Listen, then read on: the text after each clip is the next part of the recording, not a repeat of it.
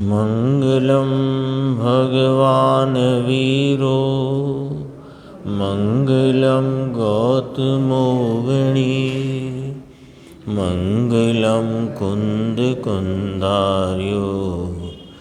जैनधर्मोऽस्तु मङ्गलं सर्वमङ्गलमाङ्गल्यं सर्वकल्याणकारकं प्रधानं सर्वधर्माणां जैनं जयतु शासनम्। मैं नमो तीर्थनायक को, नमो ओंकार वाणी को, नमो उन कुंद प्रभु को जिन्होंने ओंकार धारण की। अहो उपकार जिनवर का, कुंद का दिव्य वाणी का, जिन कुंद ध्वनि दाता उन कहान स्वामी का। चिदानंदेक रूपाए जिनाए परमात्मने, परमात्म प्रकाशाय नित्यं सिद्धात्मने नमः। आचार्य योगेंद्र देव कृत परमात्म प्रकाश के प्रथम महाधिकार की 119 नंबर गाथा, जिस पर अभी अपन ने पूज्य गुरुदेव श्री का व्याख्यान सुना है। गाथा सूत्र दोहा सूत्र है, वो पढ़ते हैं। जो यणीय मणिणिम मिलय परदिसई शिव संतु, अंबर निम्बल घण रहिए भाणुज जेम फुरंतु। हे योगी जो मेघ रहित निर्मल नभ में रवि दिखता है, त्यों शिव शांत आत्मा निश्चित निर्मल मन में दिखता है। अभी 3 दोहा सूत्र पूर्व में आए सुख की व्याख्या करते हुए, और सुखी कौन है कि जो इस निर्मल परमात्मा में एकाग्रता से वीतराग भाव से परिणित है, ऐसे मुनिराज ही सुखी हैं। अब कहते हैं कि वह परमात्मा कैसे दिखता है। शिव शांतम जानम, शिवम शांतम जाननम, पिछले सूत्र में आई थी ना बात कि शिव माने शुद्धात्मा, शांत नाम वीतराग भाव से जो अनुभव में आए उसका आस्वादन हो, वही सुख रूप है, वही सुखी है। अब कहा कि शिव शब्द से जो परमात्मा कहा, शुद्धात्मा निज शुद्धात्मा कहा, वह कैसे दिखता है, यानी उसे देखने की रीति क्या है। तो कहा काम क्रोध आदि के त्यागने से। काम और क्रोध 2 शब्द लिए ना, और इत्यादि। काम माने राग और क्रोध माने द्वेष। तो काम क्रोध आदि के त्यागने से माने राग द्वेष के त्यागने से, अर्थात राग द्वेष की रुचि से रहित जो निर्मल मन है, आगे आएगी बात, तो उसमें परमात्मा दिख जाता है। कौन है वह परमात्मा कि शिव शब्द से कहा गया। पीछे कह चुके हैं पूर्व के सूत्र में, शिवम शांतम जाननम, पिछले सूत्र में आई थी ना बात। तो कहा काम क्रोध आदि नाम राग देश के त्यागने से। शिव शब्द से सूचित किया, बताया गया जो परमात्मा है वह दिख जाता है, ऐसा अभिप्राय मन में रखकर यह गाथा सूत्र कहते हैं। अर्थात ये अभिप्राय मन में रख कर के ये सूत्र में इसी बात को यहाँ फरमाते हैं। अन्वयार्थ, हे योगी निर्मले निज मनसी, निर्मल अपने मन में नाम उपयोग में। हे योगी, निर्मल अपने मन में शिवः शांतः निज परमात्मा रागादि रहित। अब आ गए ना, राग द्वेष दोनों आ गए यहाँ। जो काम क्रोध आदि कहा था ऊपर, काम शब्द से राग, क्रोध शब्द से द्वेष। तो रागादि रहित परम दृश्यते, नियम से दिखता है। जैसे, अब दृष्टांत दिया। पहले तो सिद्धांत कहा और संबोधन किया। हे प्रभाकर भट्ट, हे योगी, निर्मल अपने मन में निज परमात्मा रागादि रहित नियम से दिखता है। परमात्म तत्व है वो स्वरूप से रागादि रहित है, और जो उपयोग वर्तमान परिणति उपयोग की जो रागादि से रहित निर्मल है, उसमें वह परमात्मा नियम से दिखता है, अनुभव में आता है, अवलोकन में आता है, आस्वादन में आता है। ये इतनी बात कही। दृष्टांत, जैसे बादल रहित निर्मल आकाश में सूर्य के समान भासमान प्रकाशमान है। जैसे जहाँ बादल नहीं, आकाश है ना, आकाश अंबर, तो उस अंबर में आकाश में जो बादल नहीं हो, तो सूर्य अपनी हजारों किरणों से स्वतः प्रकाशमान दिखाई देता है ना। देखो, ऐसे ना कहा यहाँ सूर्य दिखाई देता है, तो कहा सूर्य के समान भासमान है। दृष्टांत देना है ना, तो समान शब्द ले लिया, तो ये भासमान प्रकाशमान ऊपर भी लग जाएगा।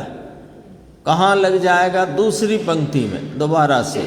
हे योगी, निर्मल अपने मन में, यानी राग द्वेष की रुचि और परिणाम विकल्प से रहित जो अपना उपयोग है, उसमें यह निर्विकल्प निज परमात्मा नियम से दिखता है, यानी भासमान है, प्रकाशमान है।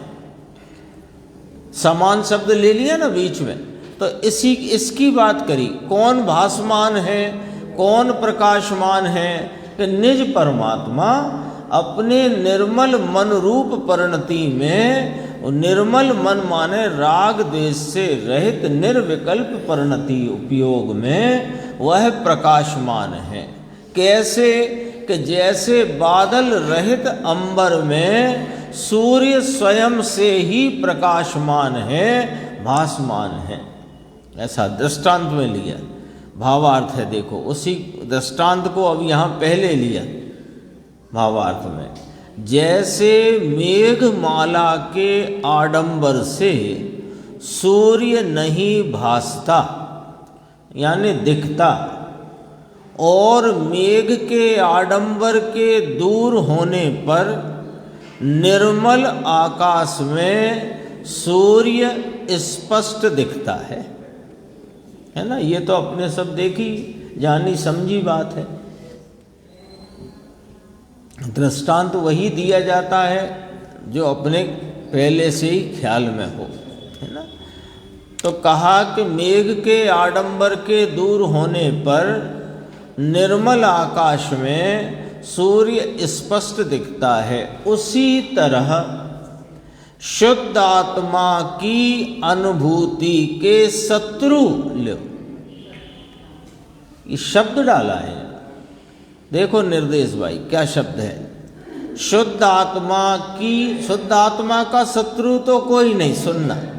शुद्ध आत्मा तो शुद्ध स्वरूपता से त्रिकाल अखंड अभेद विराजमान है। उसकी जो पर्याय में अनुभूति नहीं हो रही, उस अनुभूति के नहीं होने में शत्रु कौन? वस्तु तो वस्तु है, वस्तु का क्या हुआ? वस्तु तो अपने अखंड अभेद स्वरूप से त्रिकाल ऐसी का ऐसा अघटित घाट स्वरूप विद्यमान विराजमान है। वो कहीं चली नहीं गई। उसको कोई शत्रु नहीं, वो तो प्रभु है, वो तो ईश्वर है। लेकिन शत्रु किसका? कि ऐसे परिपूर्ण और अनंत वैभव स्वरूप आत्मा की पर्याय में अनुभूति नहीं होने रूपता जो भाव है, उसमें कौन शत्रु की भूमिका निभा रहा है? जो हमारी वर्तमान पर्याय में हमारा यह त्रिकाल रहने वाला अखंड अभेद परिपूर्ण अनंत वैभव स्वरूप यह चिदानंद भगवान, ये हमें स्वादरूप नहीं हो रहा। कहाँ नहीं हो रहा? पर्याय में। वस्तु रूप से तो है, पर्याय में उसका अनुभव, आस्वादन, संचेतन, अनुभूति, प्रतीति नहीं हो रही। तो इस नहीं होने रूप कार्य में वो शत्रु की भूमिका किसकी? कि राग द्वेष रूपी मलिन भावों की, है ना। शत्रु, अनुभूति के शत्रु कौन? जो काम क्रोध आदि। तो अभी अपन ने अर्थ किया था, काम माने राग, क्रोध माने द्वेष। तो ऐसे राग द्वेषादि विकल्प रूप मेघ है। मेघ तो उपमा का शब्द है। जैसे अंबर में बादलों के कारण सूर्य नहीं दिखता, तो सूर्य के प्रकाश को अभी अपन प्राप्त कर नहीं पाए, तो उस कार्य में शत्रु कौन? सूर्य तो अपनी परिपूर्ण आभा से वहां पर गगन में, अंबर में विराजमान है।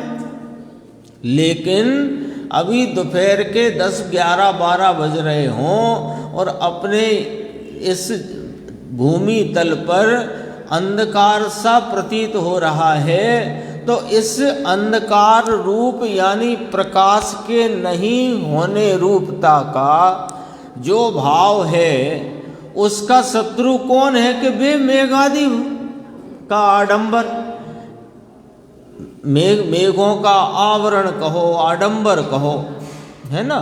तो वह बादल जो छाए हुए हैं गगन में, उनके कारण सूर्य तो अपनी परिपूर्णता से वहाँ विद्यमान होने पर भी यहाँ भूमि तल पर उसके प्रकाश की अनुपलब्धि है। तो इसकी अनुपलब्धि में शत्रु कौन? कि वे बादल।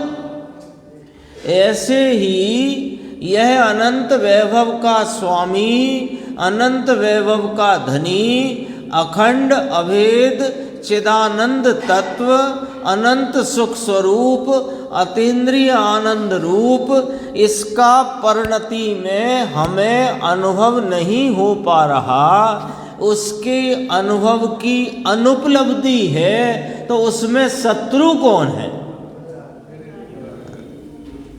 देखो, जो गाथा का मूल भाव है वो पकड़ना है अपने। शत्रु कौन है? कि वे राग द्वेषादि भाव, चाहे वे शुभ राग रूप हों चाहे अशुभ राग रूप हों, वे शत्रु हैं। उनके नाश होने पर निर्मल मन रूपी आकाश में, जैसे उनको राग द्वेषादि को बादल की उपमा दी, तो यहाँ वर्तमान उपयोग को आकाश की उपमा दी और इस शुद्धात्मा परिपूर्ण चैतन्य तत्व को सूर्य की उपमा दी। ठीक है ना।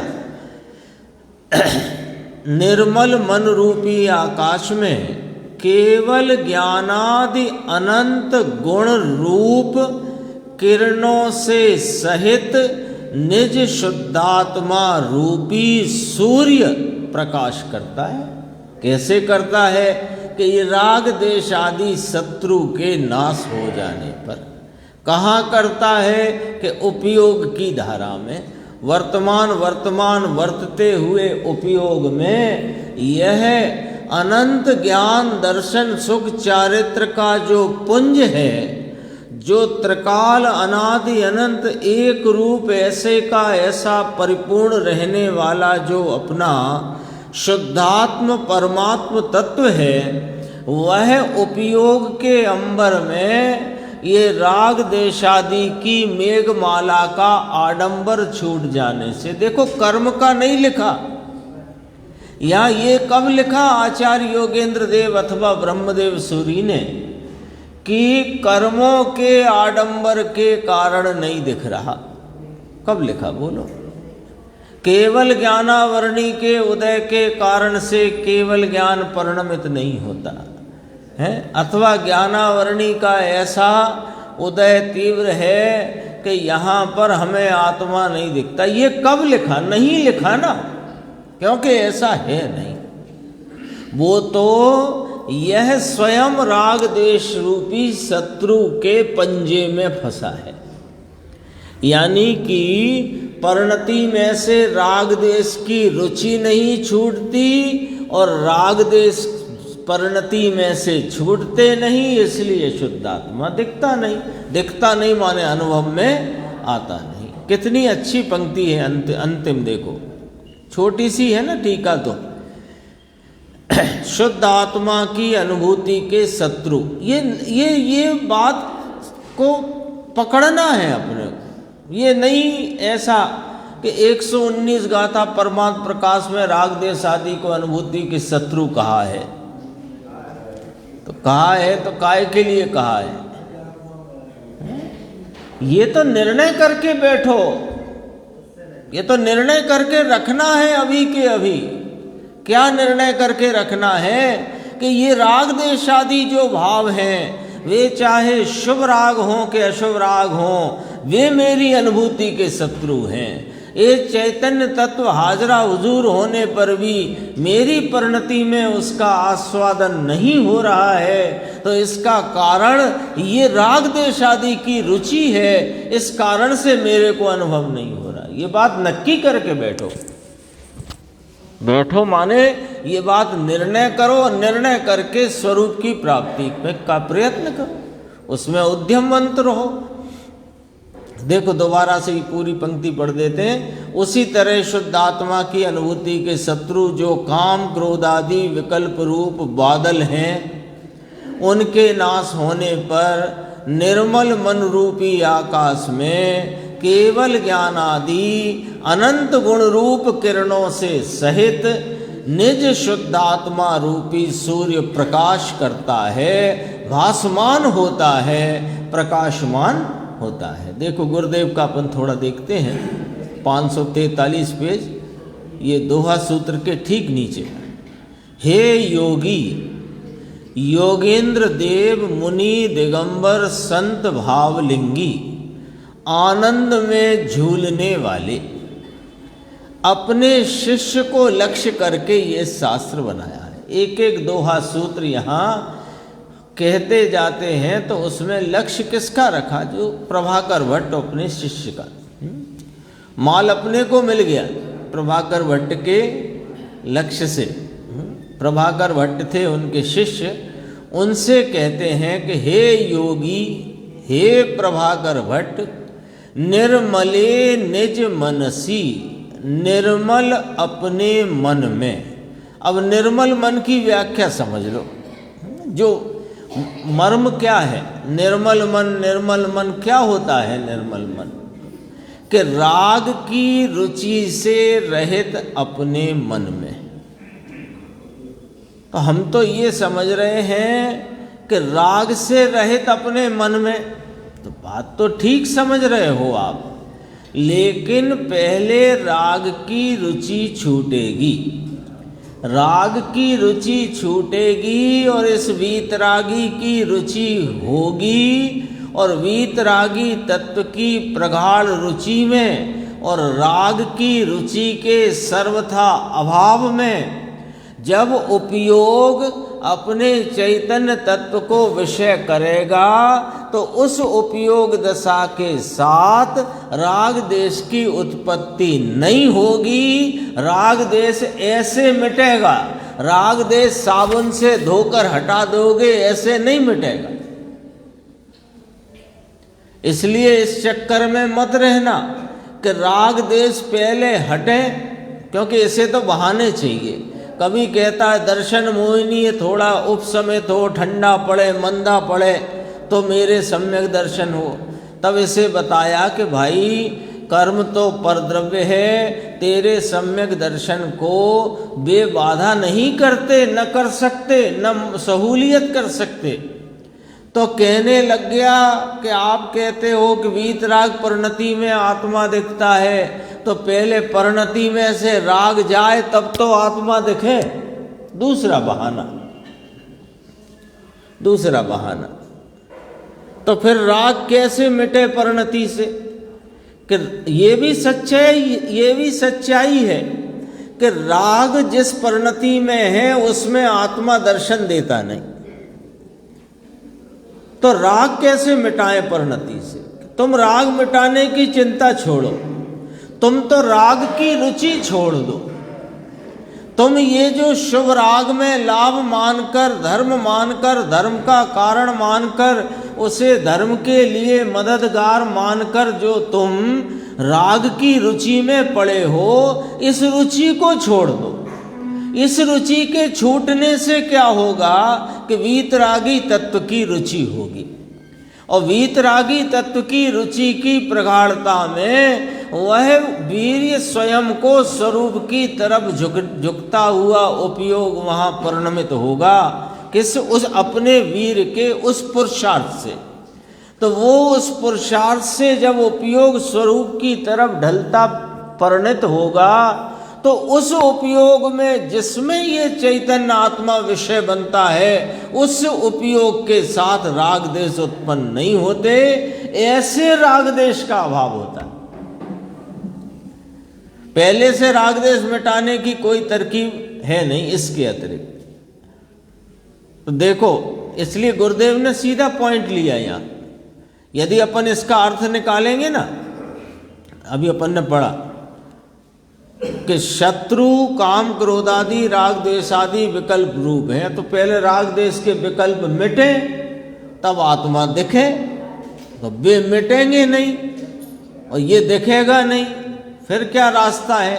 उसकी रुचि छोड़ दो। जब तक तुम्हें शुभ राग के अंश मात्र की अंश रूप भी रुचि है, बहुत ये निर्दयता का काम है, थोड़ा एकदम निर्दयता का, शूरवीरता का काम है। इसमें ये नहीं चलेगा कि अरे साहब भगवान की भक्ति का राग है, इसको तो थोड़ा मददगार समझो, कि इसको मददगार नहीं शत्रु समझो। लिखा कि नहीं लिखा, मन से तो नहीं कही कोई बात। तुम जो भगवान की भक्ति के, भगवान की पूजा के और शास्त्राध्याय के भाव को, इस राग को तुम मददगार मान रहे हो, और योगेंद्र देव और ब्रह्मदेव सूरी फरमाते हैं कि ये अनुभूति के शत्रु हैं। बोलो, तो थोड़ी निर्दयता से काम करना पड़ेगा। राग की रुचि है तब तक स्वरूप की रुचि हो नहीं सकती, और स्वरूप की अपने शुद्धात्म तत्व की रुचि बिना पुरुषार्थ उधर की ओर जागृत हो नहीं सकता, और पुरुषार्थ की जागृति के बिना उपयोग चैतन्य को विषय बनाकर परिणमित नहीं हो सकता। और जब तक यह चैतन्य उपयोग विषय बनेगा नहीं, तब तक राग देश की उत्पत्ति रुक नहीं सकती। अब आया पूरा फार्मूला समझ में, पूरा फार्मूला देखो।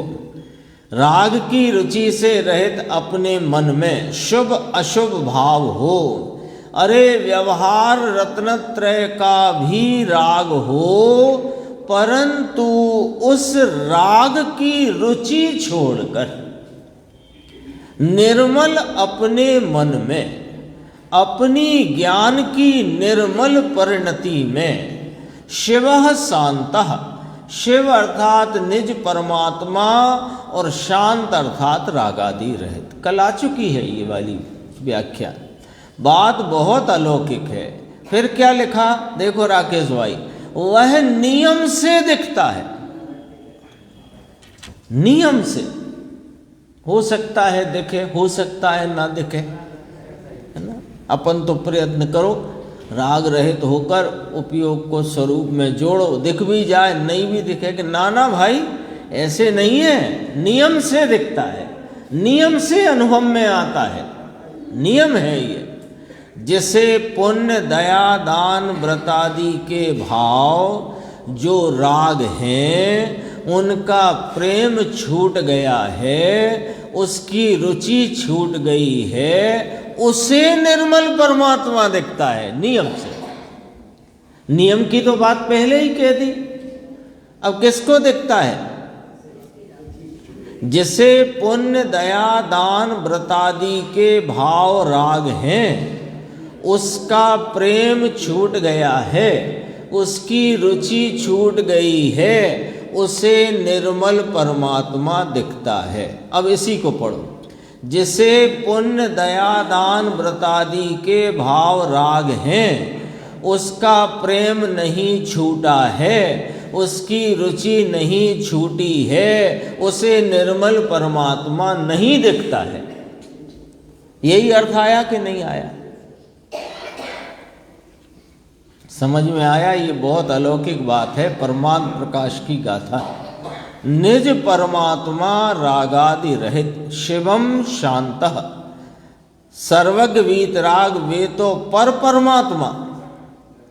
अपना परमात्मा अंदर एक समय की राग की दशा के पीछे, ये राग की दशा के पीछे, ये क्या अर्थ है कि राग जहाँ चल रहा है दशाओं में, उन दशाओं में राग रूपता के भाव को न देखो तो यह त्रिकाली अपना परिपूर्ण प्रभु तत्व विराजमान है।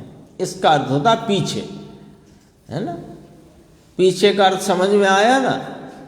राग के पीछे, राग को नहीं देखने से, राग जहाँ है वहाँ नहीं, इसका मतलब ये भी होता है। राग के पीछे माना राग जहाँ है वहाँ नहीं।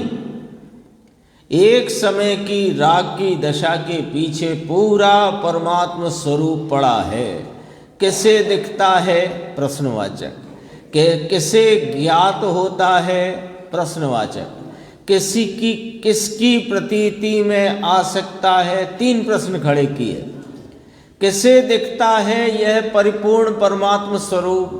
किसे ज्ञात होता है? ये परिपूर्ण परमात्म स्वरूप। किसकी प्रतीति में आ सकता है? यह परिपूर्ण परमात्म स्वरूप।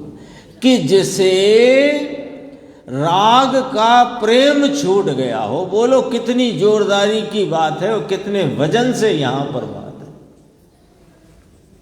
और अपनी अपनी स्थिति को, जैसे बुखार चढ़ा हो सबको, तो थर्मामीटर अपना अपना लगा के नापो भाई किसका कितना है, या नाप लो अपना अपना हिसाब किताब। क्योंकि हम सब आत्मानुभूति को प्राप्त करने के लिए ही प्रतिदिन एकत्रित होकर इस निज परमात्म तत्व का निर्णय करने के लिए ही तो प्रयत्नशील हैं और उसकी अनुभूति करना चाहते हैं ना।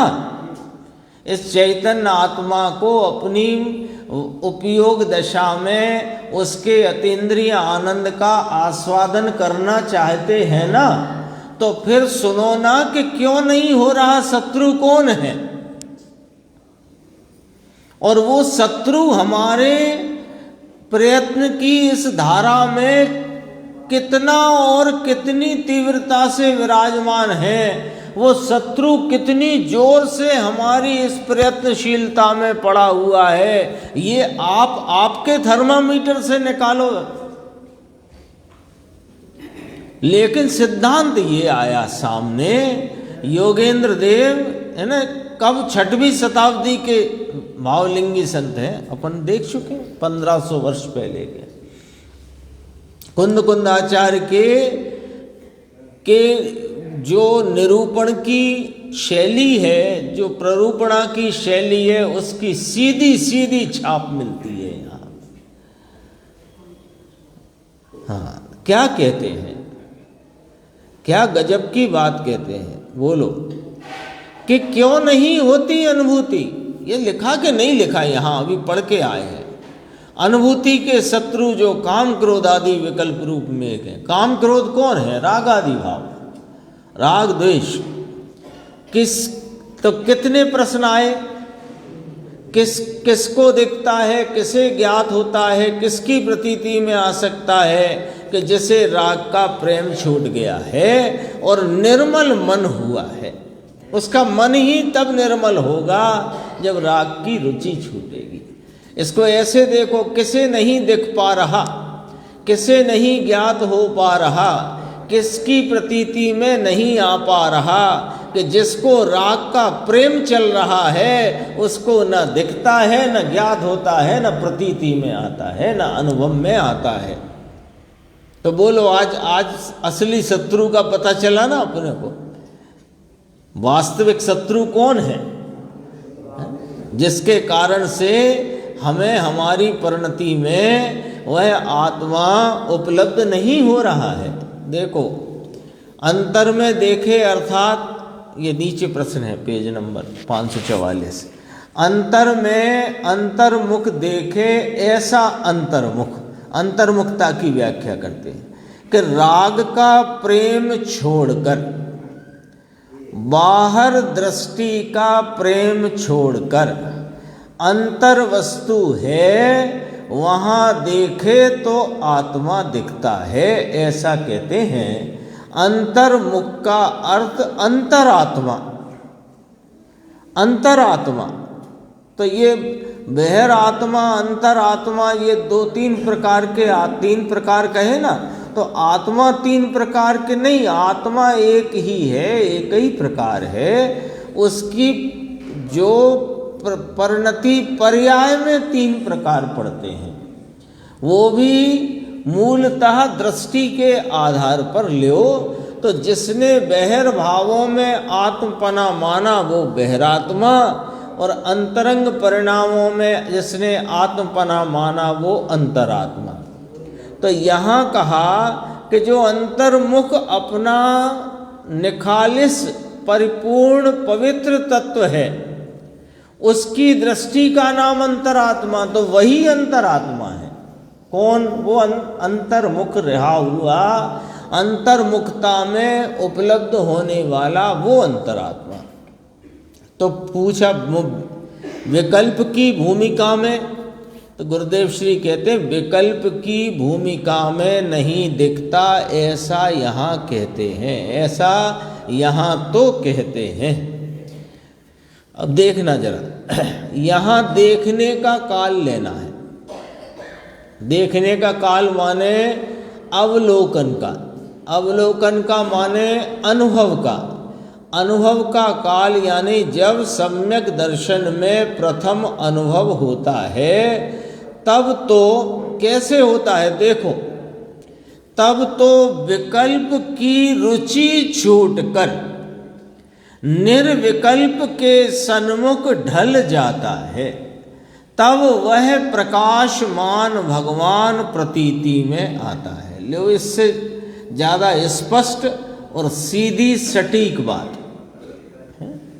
अनुभूति में जब सम्यक दर्शन में प्रथम अनुभव होता है तो कैसे होता है कि पहले राग को हटाया जाता है कि नहीं, राग की रुचि छोड़कर निर्विकल्प अपने चैतन्य तत्व के सन्मुख जब उपयोग ढलता है तो वहाँ प्रकाशमान भगवान प्रतीति में आता है और परिणति में राग की उत्पत्ति नहीं होती।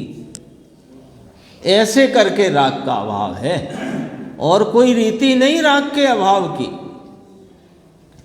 सूक्ष्म बात भाई समझ में आया। ये लोग कहते हैं ना व्यवहार करते करते होगा, यहाँ तो कहते हैं राग व्यवहार वह विकार है, उसकी रुचि छोड़ेगा तो होगा।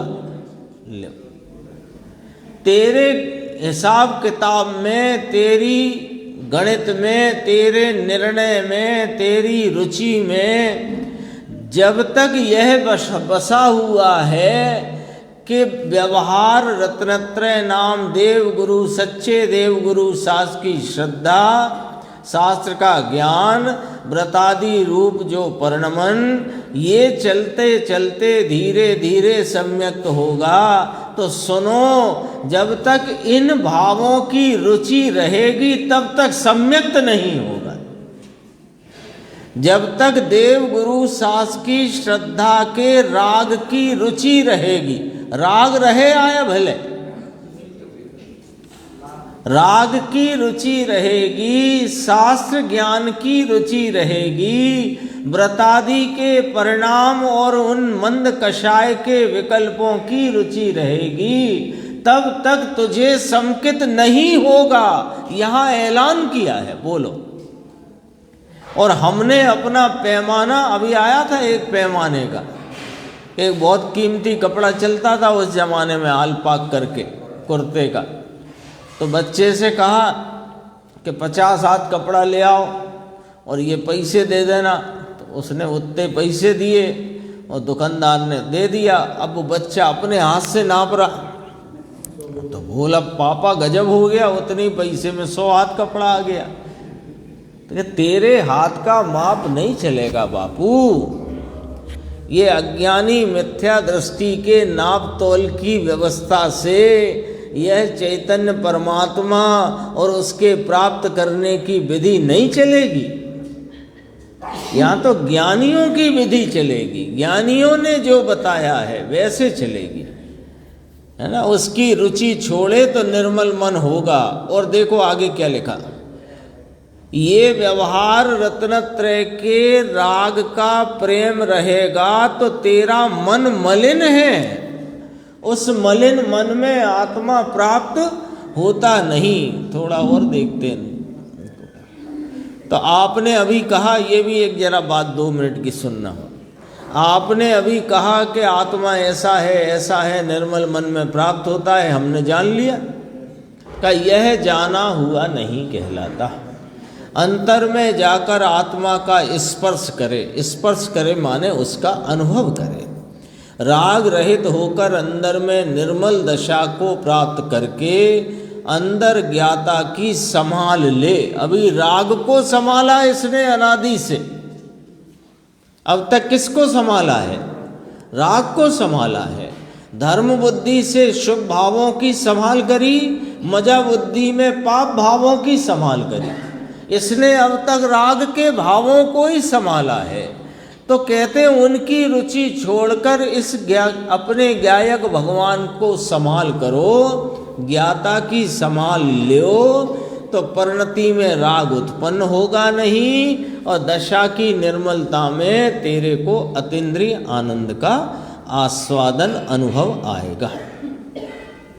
देखो एक बात और 2 मिनट में ही पूरी करते हैं, शेष रह जाएगी तो फिर अपन आगे ले लेंगे, कोई बात नहीं है। देखो मुमुक्षु ने प्रश्न किया है कि साहेब बाँचते हैं परंतु समझ में नहीं आए तो क्या करें। शास्त्र में जो आचार्य परमात्माओं ने, टीकाकार आचार्य भगवंतों ने जो कहा, ज्ञानी धर्मात्मा पंडितों ने अथवा साधकों ने जो कहा, वो हम बाँचते तो हैं पर अब समझ में नहीं आए तो क्या करें। नहीं आता समझ में तो हम रख देते हैं घड़ी करके, बंद करके। तो गुरुदेव का जवाब सुनना थोड़ा प्रेरणास्पद है भैया। परंतु बाँचे तो सही पहले, फिर समझने की बात बाद में आएगी। पहले बाँच तो सही। बाँचने से ही कतराता है, सुनने से ही कतराता है, फिर समझने की बात की है। बाँचे फिर क्या नहीं समझ में आया, ये बाद में बात खड़ी होएगी ना भैया। जब भी आपने बाँचे ही नहीं है तो अब आप उस मार्ग पे गए ही नहीं हो। अरे बहुत खराब है, बहुत खराब है, बहुत कठिन है, बहुत गड्ढे हैं। अरे आप जाओ, कितना सही है, कितना आपको दिक्कत आती है, वो सब बात बाद में आएगी ना।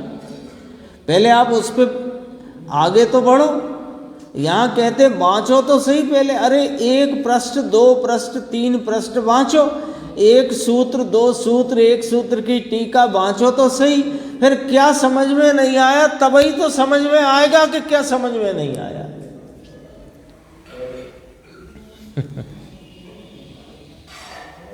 फिर समझने की बात है। देखो, बाँचे फिर क्या नहीं समझ में आया, ये बाद में। वांचन चाहिए ना भाई, शास्त्र का वांचन चाहिए। सत शास्त्र, अध्यात्म शास्त्र का वांचन चाहिए। और सुनो, शास्त्र का वांचन चाहिए तो हम तो मंदिर जाते हैं, अलमारी खोलते हैं, जो हाथ में आता है सो 2 पृष्ठ पढ़ के चले आते हैं। हमारे स्वाध्याय का नियम है, ऐसे थोड़ी चलेगा। ये भी नहीं। अच्छा, तो हमको तो साहब प्रथमान योग सरल रखता है तो हम तो वही पढ़ लेते हैं। हमको तो चरणान योग थोड़ा ठीक लगता है, वो पढ़ लेते हैं। अब करणान योग में थोड़ी हमारी दिलचस्पी ज़्यादा है तो हम वो पढ़ लेते हैं। कि नहीं, सुनो, अभी अध्यात्म शास्त्र का वांचन चाहिए। वे सब सिद्धांत शास्त्र हैं और उन सिद्धांत शास्त्र और आगम कहलाते हैं। उन आगम पूर्वक सारा अध्यात्म है। लेकिन अध्यात्म वो शैली है, वो जिनेन्द्र परमात्मा के 4 अनुयोगों में, द्रव्यान योग में अध्यात्म वो शैली है जो आपको सीधे स्वरूप से अनुभूति करा के भेंट कराने वाली है ना। इसलिए पंडित जी ने लिखा, गुरुदेव श्री ने कई बार कहा कि सभाओं में सिर्फ द्रव्यान योग और अध्यात्म शास्त्रों का वांचन होना चाहिए। कहा है ये, क्योंकि यहाँ पंडिताई नहीं सिखाना है, यहाँ तो वो संक्षिप्त विधि सिखाना है कि जिससे ये अनादि के दुख संकट इसके कट जाए। ये वाली बात है। क्यों चल रहे हैं संकट, कब तक चलते हैं, किस किस को चले, किस किस को नहीं चले, इसकी ज़्यादा जानकारी की ज़रूरत नहीं है। ये संकट कैसे कटे, ये संक्षिप्त विधि आनी चाहिए। बारंबार हमेशा 2 घंटे तो हमेशा चाहिए।